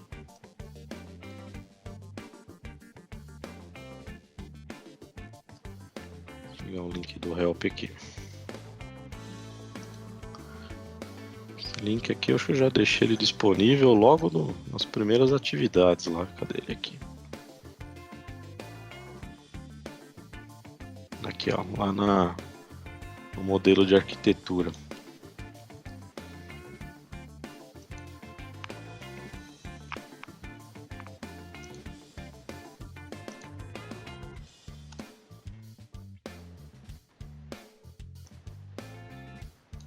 Então, aqui. Esse aqui é o help, né, para 12, tá? Inicialmente a gente tinha um help desse para 11. Enquanto a gente estava realizando as simulações, a gente se deparou com o lançamento da 12, e tivemos que direcionar nossos trabalhos para a versão 12. Então é que ele descreve, a gente viu ontem, né, a gente viu um pouco, a gente acessou um pouco o help para visualizar a questão dos pré-requisitos, né? Então a gente tem aqui a visão dos pré-requisitos para a gente poder até definir o nosso modelo de arquitetura, esse servidor novo que a gente vai estar disponibilizando, né? Então aqui é importante que a gente atenda aos pré-requisitos de banco de dados, sistema operacional, né? Framework, browser também. Às vezes o cliente pode estar com o browser lá desatualizado. A parte de mobilidade, demais componentes. Depois a gente tem o pré-requisitos da versão 12, né? Aí ele aqui é bem mais rico de detalhes, tá? Então aqui ele demonstra os requisitos para cada componente, né? Então aqui no caso vamos pegar aqui o Syracuse com ambiente Windows, né? Então aqui ele traz para a gente todos os requisitos para atender, né, a operação com o Syracuse. Isso a gente tem para cada componente, tá? Então isso aqui a gente viu falou bastante ontem, né, desses pré-requisitos aqui, né, que é a nossa preocupação lá na nossa primeira fase, né, de preparação, tá? Aí a gente tem aqui o que eu trouxe para a apresentação, né? A gente tem o Easy Upgrade e o Folder Upgrade, né? Isso aqui gera um pouco de confusão. Na primeira consulta é o Help, né? Aí vamos buscar agora, explicar para vocês quando usa um, quando usa o outro, né? Os demais quadros aqui seria para uma instalação, desinstalação, né? Aqui para um update, a parte de segurança, arquitetura, né? Que também é importante o pessoal que estiver trabalhando na definição da arquitetura fazer também uma leitura dessas outras documentações, né? que são bem mais técnicas aqui, né? E o nosso tópico aqui é a questão do upgrade. Então a gente tem aqui o Easy e o Folder. Se a gente entrar aqui no Easy, o que a gente observa aqui? A gente até passou ontem aqui, né? Que aqui no Easy, o que a gente tem? Aqui a gente tem uma listagem técnica do que? Da atualização dos componentes. Então aqui eu faço a atualização do console, né? Depois a atualização do runtime, da aplicação, e assim por diante. A gente vai passando de um componente para o outro, né? O MongoDB, né? Que no caso, no nosso modelo de trabalho, a gente vai estar atualizando ele da 8 para 12, né? Como fazer o update da licença, né? Então aqui está bem detalhado de como fazer a atualização dos componentes, tá? Então o Easy Upgrade, se a gente voltar aqui, ele acaba mudando de nome, né? É Easy, o link, né? Depois é que ele fala que é o upgrade da solução, né? Então aqui seria o que? O Easy é para atualizar os componentes. Então aqui a gente vai usar esse link aqui, o técnico, né? O técnico vai se deparar com esse link aqui, que é para fazer a atualização dos componentes, né? O outro, que é o link da folder, o que ele é? Ele é para a gente fazer a parte do export do ambiente produtivo e o import para o novo ambiente da 12, né? Então, no Easy é atualização de componente, e no folder é a transferência dos dados do ambiente produtivo da 8 para o novo ambiente da 12. Então, né, no folder, o que a gente tem aqui? Primeiro, ele tem um quadro bem legal aqui, que ele mostra aqui o source, né? Então, como a gente está localizado aqui. Então, o pessoal está hoje aqui na 8, né? E já sabemos que tem alguns na 11 também, né? Então, assim, eu estou na 8, eu quero ir para 12. Então, ele me fala o que aqui? Ele me fala que isso é possível, de forma direta. Como também é verdade da 11 para 12, tá? Então, aqui nesse quadro já demonstra para a gente aqui que isso é possível fazer essa transformação dos dados de forma direta, né? Aí, para isso, ele traz os steps, né? Os steps principais. Então, quando você fizer a leitura aqui, você vai perceber que esse material aqui, ele está presente nessa documentação que eu apresentei para vocês, né? Aqui ele fala também aqui, ó, dos pré-upgrade, né? Que é onde a gente vê a parte da consistência dos dados, né? Aqui também tem aqueles processos que a gente pode rodar para continuar na validação da consistência dos dados, né? Aqui a gente tem aqueles processos que a gente pode estar rodando. Depois aqui ele já descreve como fazer a cópia, né, dos dados lá do ambiente produtivo para o ambiente onde a gente tem a nova versão. Tem aqui bem detalhado de como fazer essa atividade técnica, tá?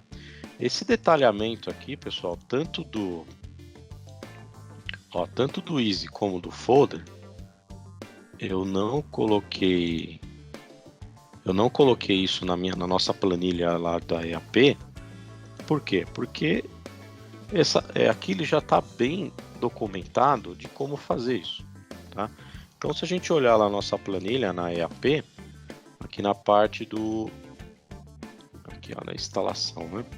Aqui, o que eu faço? Aqui eu faço, na verdade, um direcionamento, né? Então, quando chegar nessa atividade, aqui na prática eu faço um direcionamento para o link, tá? Então, chegou aqui, o que está descrito aqui? Vai para esse link aqui e segue a orientação, né? Então, por que eu me preocupei de fazer essa descrição orientada, né? Primeiro, para quem tiver fazer a atividade não ficar perdido, né? E outra coisa que eu me deparei durante esse processo de desenvolvimento desse material, eu percebi o quê? Primeiro que a gente teve, durante as minhas simulações, eu tive um lançamento da 12, né? Onde antes eu estava trabalhando na 11. E essas informações aqui, gente, elas estão online, então elas podem sofrer alteração, né? Então por isso que eu não posso simplesmente copiar isso que está aqui para o material do nosso trabalho, né? Isso aqui, como está de forma online, ela pode sofrer alteração, né? Então a preocupação aqui para apresentar o material para vocês foi mais de orientação, né? Para não ficar perdido na atividade que precisa ser realizada, né? Mas aqui o técnico que chegar para realizar essa atividade, ele tem todo aqui documentado, muito bem documentado, de como fazer cada etapa, tá? Então, por isso que eu volto a dizer que é importante o técnico fazer a leitura desse material, depois faz uma nova leitura, né? Anota aquilo que é de ponto de atenção, né? Para não ficar batendo cabeça, tá? Então aqui, antes de realizar o trabalho, é importante uma boa leitura disso aqui, né? Mas a minha preocupação maior para vocês foi deixar esse direcionamento aqui, tá? Aí se a gente volta lá para o nosso help, então a gente tem o link aqui para essas duas atividades principais, né? O Easy e o Folder. Aí o Easy, onde o Easy aparece no nosso plano de trabalho. Então se eu voltar lá para o nosso plano de trabalho,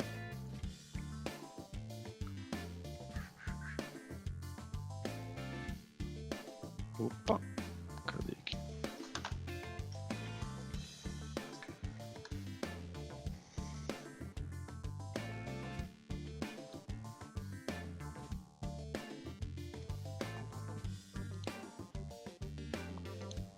Aqui. Então, o Easy Upgrade, que são as atualizações dos componentes. Se a gente voltar lá para o nosso plano, onde que é feito isso? Aqui, ó. Vou voltar aqui porque é a primeira atividade técnica. O Easy é feito aqui na linha 10, que é a instalação da nova solução, né? Então, nessa linha 10 aqui, que vocês vão estar utilizando esse link do Easy, né? Então, no nosso plano aqui, e pelos modelos de arquitetura que a gente já conversou, né? O nosso plano está baseado no modelo onde eu tenho a presença só de um servidor adicional, tá? Então, nesse caso, a gente vai fazer esse trabalho do Easy apenas uma vez, né? Nas outras fases, na fase Dev. Nas outras fases, eu já não tenho mais essa atividade de atualização dos componentes presente, né? Pode ver que aqui na fase de teste, essa linha não está mais presente, tá? Então, isso aqui, esse Easy, é feito nesse modelo de trabalho uma única vez, né? Só que a gente também tem o folder, né? Aquele link do folder. O folder, o que acontece? Ele se repete em todas as fases, que é a nossa linha 12. Então, na linha 12, a gente vai recorrer ao link da folder. Então, na linha 12, eu faço o folder upgrade no ambiente de dev, na folder dev. Depois eu vou repetir esse folder no teste, tá? E vocês vão observar mais para frente aqui, quando eu chegar nas tarefas técnicas do GoLive, esse folder da linha 12 aqui, ele também está presente. Então, o Easy, vocês vão fazer uma única vez, nesse modelo, uma única vez, tá? Mas o folder upgrade, vocês vão fazer para as 3 fases. Então, vocês vão repetir nesse modelo de trabalho, vocês vão repetir ele 3 vezes, até a entrega. Então, essas atividades macros que eu coloco aqui, exportar, importar, validar, o sequence monitor, tá? Essas atividades macros aqui de transformação dos dados, elas estão bem descritas aqui, ó.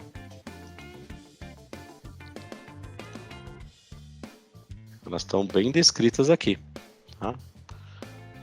né? Então, o técnico que for realizar esse trabalho, ele pode seguir aqui esse material, né?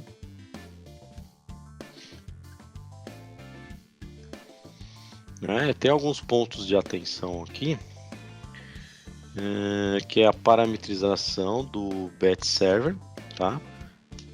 Então aqui é importante que ele valide essa informação técnica aqui, tá? Para antes da execução da folder, né? Nas simulações que eu realizei, se a gente não tiver esse detalhe técnico aqui realizado, a gente não tem a execução de forma automática do monitor, né? Lembra que a gente tem aqui a validação e o monitor. Se a gente não tiver esse passo ali parametrizado, a gente não vai ter o start automático do monitor. Então é importante que o técnico tenha atenção com essas parametrizações para que a transformação dos dados continue ocorrendo. Senão, o que vai acontecer? Vai parar aqui na validação da linha 13 e essa linha 14 não vai ocorrer de forma automática, né? Então, essa linha 14, para que ela ocorra de forma automática, você tem que ter atenção que os parâmetros foram realizados e você starta a validação já com os parâmetros realizados, ok?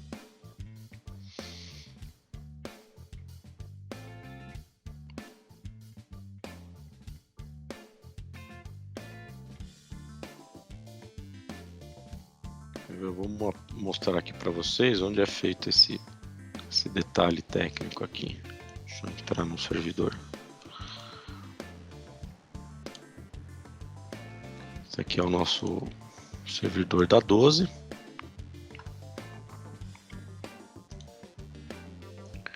Então, deixa eu ver, acho que eu devo ter perdido já a conexão. Vou entrar novamente aqui.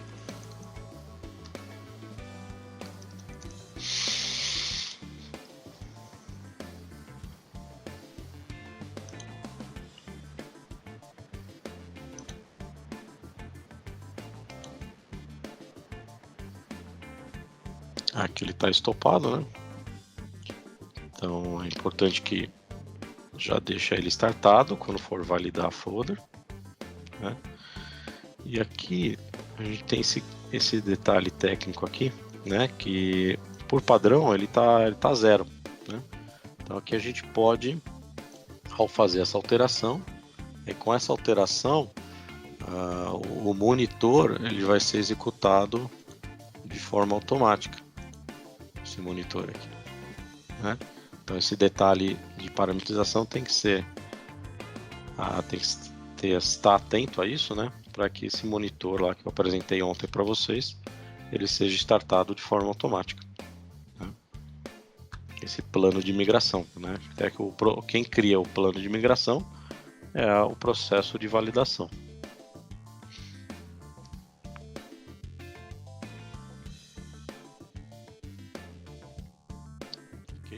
Então aqui a atenção maior aqui no entendimento, né, quando uso o easy e quando uso o folder, né? E a gente tem dentro do help isso bem documentado aqui, né? Uma documentação até bem extensa, né?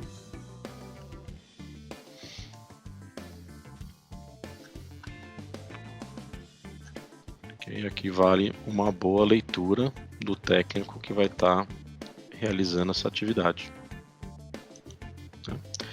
Então o nosso easy aqui é uma listagem, né, o que a gente chama de linguição, hein?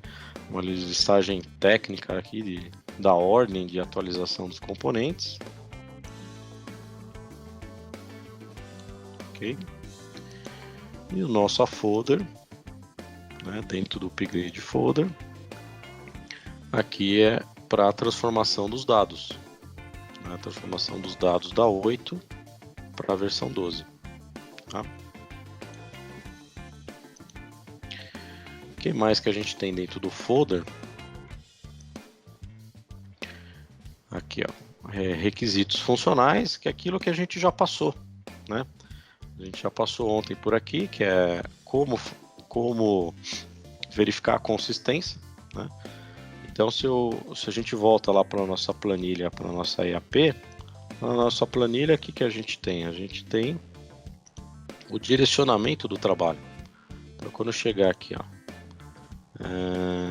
verificar a consistência. Então, aqui dentro, eu tenho aqui o trabalho direcionado com os links que tem que ser utilizado, né? Então, para quem estiver realizando essa atividade, não se perder lá no help.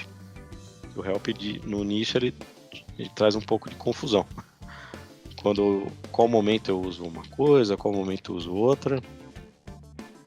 E aqui ele traz também aqui, ó, uma parte funcional, né, já, que depois do trabalho técnico realizado, ele descreve aqui pra gente algumas atividades funcionais de verificação, né?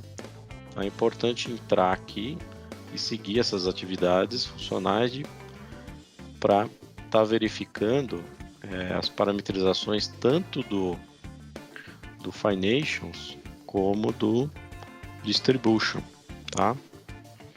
Então é importante, após o trabalho técnico, estar verificando isso aqui. Esse ponto também está na nossa planilha lá de trabalho. Tá? Só que aqui eu coloco ele para que é feito uma única vez. Aqui, ó. Verification after the upgrade, né? Então aqui eu coloco ele uma única vez, que é feito só na fase do first pass. Depois, nas atividades funcionais das demais fases, eu já não tenho mais ele presente, porque eu entendo que naquilo que foi identificado de parametrização para ser ajustado, isso já foi para um patch para que ele seja aplicado nas fases seguintes. Tá?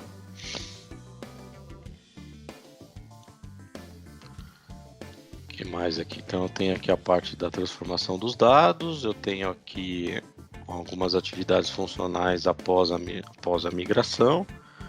Depois o que eu tenho? Aqui eu tenho aqueles processos, né, que são utilizados para validar a consistência do ambiente do ambiente produtivo, né? Lembrando que esses processos aqui é interessante que eles sejam executados após a duplicação, então execute eles no ambiente duplicado, né, que eles podem impactar na operação do ambiente produtivo, né, até que para que o técnico, né, que estiver executando, ele entenda o impacto da execução desses processos, né. Aqui são processos mais tranquilos, né, mas esses aqui chamam um pouco mais de atenção, que eles acabam criando colunas nas tabelas, tá? Depois aqui a gente segue, aqui é mais uma documentação, né? Que como aquele monitor realiza a parte de transformação de dados. Né?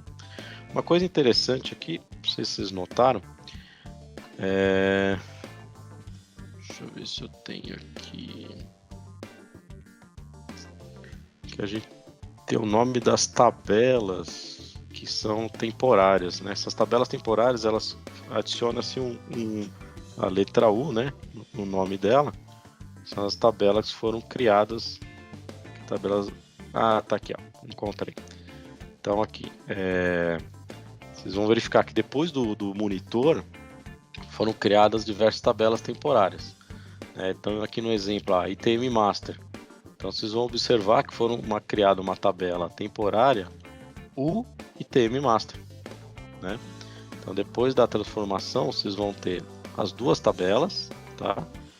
E essas com U são aquelas que a gente tem os dados originais, só que por outro lado elas ocupam, né, espaço de banco, né?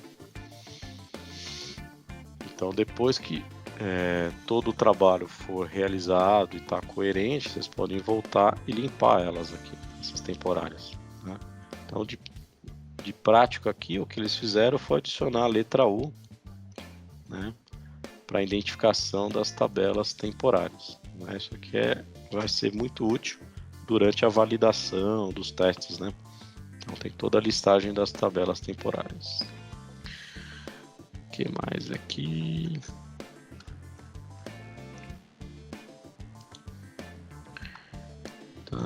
E aqui, tá. Então nossos principais links são esses, né?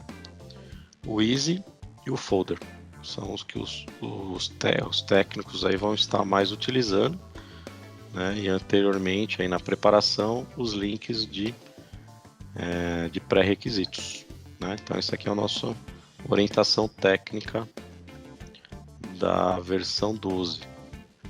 Tá? É importante observar também os técnicos que estiverem analisando a mudança de arquitetura, façam uma leitura também desses outros links, tá? Mas para o trabalho de migração de dados seriam esses dois aqui, né, que fazem parte do nosso escopo aí do upgrade. Tá?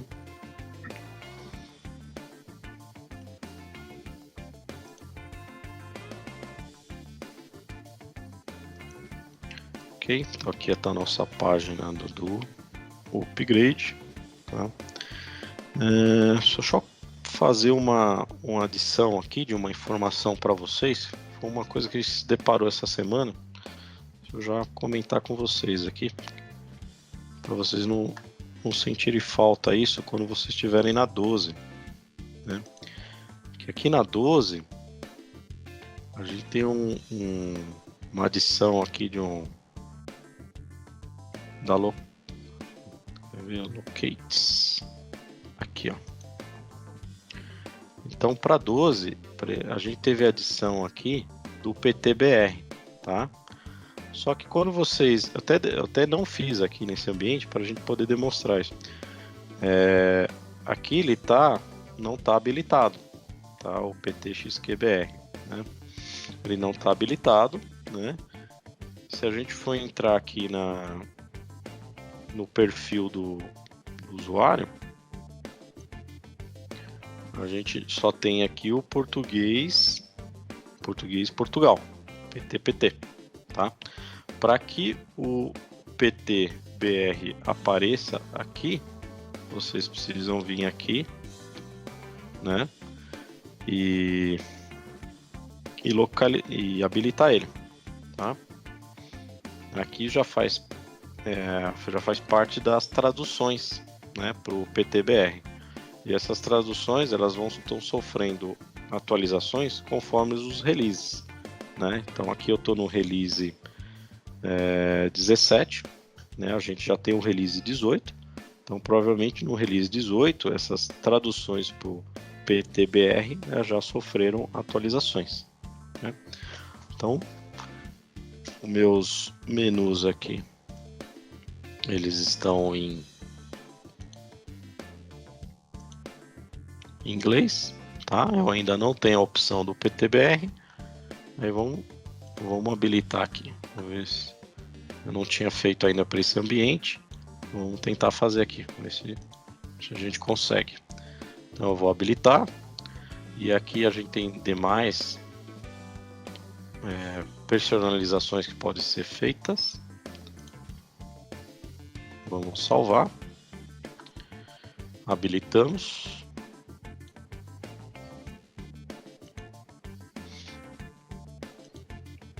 Então se a gente voltar agora, ele está já habilitado, né? Só se a gente voltar aqui, o que vai acontecer? Ele ainda aqui não está presente, né? Então vamos tentar fazer o logoff, logar novamente.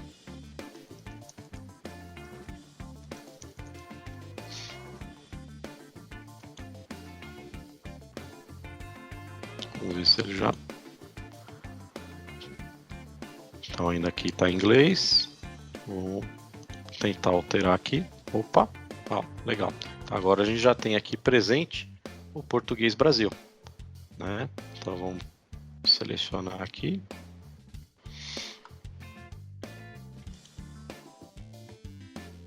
Ok. Então aqui a gente já passa a ter as traduções, tá? Isso que eu mostrei agora para vocês aqui não está nessa planilha de trabalho, tá? Ainda, tá? Só é um adicional aí para vocês estarem se atentando, né? Que a gente já passa a ter agora essas traduções do PTBR para a versão 12. Né? Então aqui percebam aqui que os nomes já estão mais amigáveis. Tá? Quer ver na parte de vendas, pedidos, né? Os nomes já estão bem mais amigáveis aqui. Isso facilita a operação dos usuários.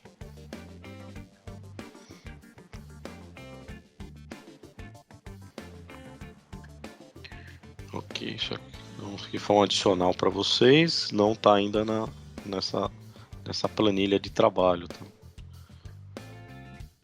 Já tem o nosso PTBR aqui disponível. Ok?